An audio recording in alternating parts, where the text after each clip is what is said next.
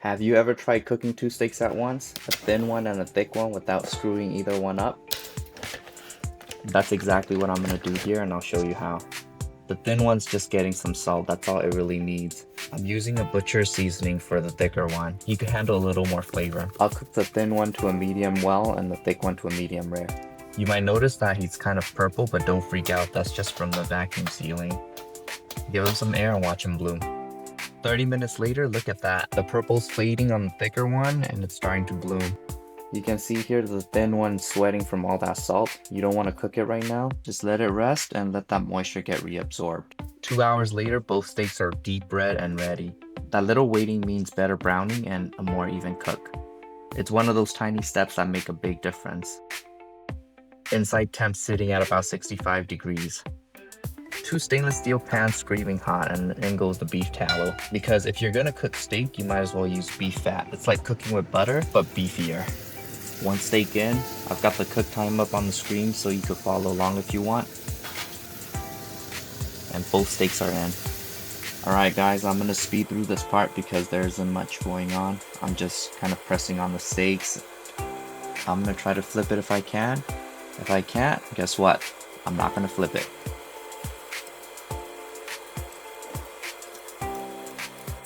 Alright, looks like the thin one's gonna give, so I'm gonna flip that one. The fat's curling up here. You can see I'm trying to push it back down.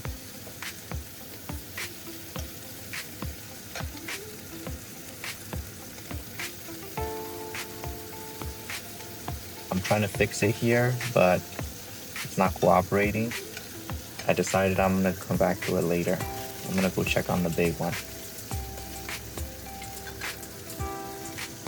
I grab my tongs to see if this one will give, and sure enough, over he goes. That one's looking good. It's got a crust forming. I go and press on it because I've got nothing better to do. Now I go to the little one to flip it to get an even cooking, but I see that the curled up fat is becoming a problem, so I'm gonna grab the kitchen shears and give it a quick snip. And yes, I grabbed it barehanded. If you don't want to get burned, use your brain. Alright, it's laying flat and looking good now. I'm gonna speed through this next part because it's pretty boring. I'm just flipping the steaks. Feel free to flip as often as you want. I think it makes for a more even cooking. About 3 minutes and 30 seconds in, I decided I'm gonna check the temp. I'm getting about 150 to 155 on that thin one, depending on where I stick the probe. But with something this thin, you're kind of guessing. I'd rather pull it out early than turn it into steak chips.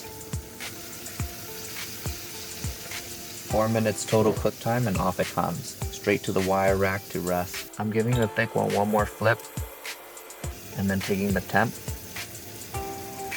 Temp's around 88 degrees. He's taking his sweet time.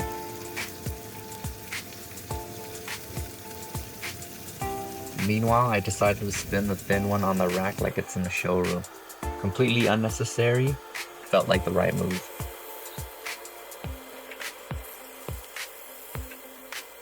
Alright, I'm taking another reading here. Still only getting about 90 degrees.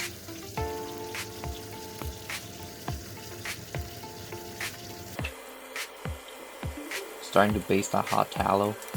Adds a little flavor, and honestly I just like doing it. It makes me feel like I know what I'm doing. Temp's climbing, getting a reading around 105, maybe 110. This is where you really need to start paying attention.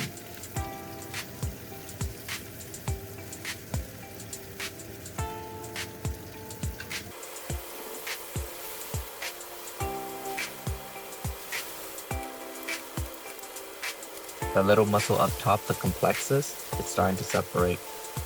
Usually I tie it off with the butcher's twine, but this was a last minute cook. Alright, let's take the temp one more time.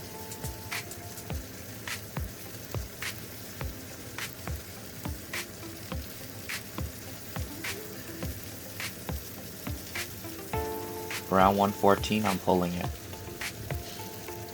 Carryover heat is going to take it right where I want it.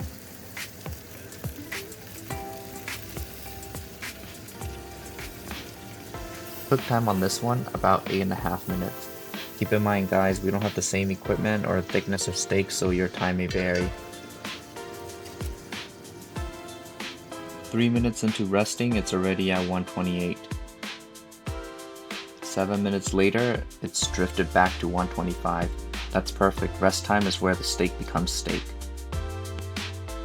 Now, if you're wondering why my ribeyes look different from the ones that you typically buy, I have a video on why I chose these.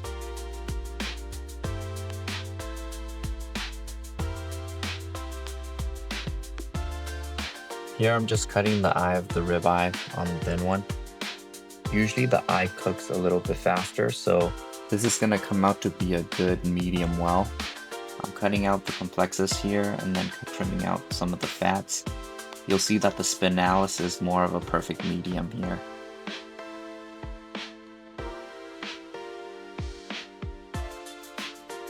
Now the eye of the ribeye on the thick one is a perfect medium rare.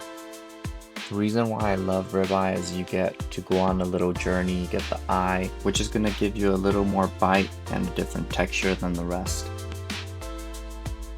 And then you've got this piece, which is the complexes, which I would argue is like a mini filet mignon, but even better, it's more flavorful. And then you've got the best part, the spinalis at the top. And that's it, 2 steaks, 2 pans, cooked side by side.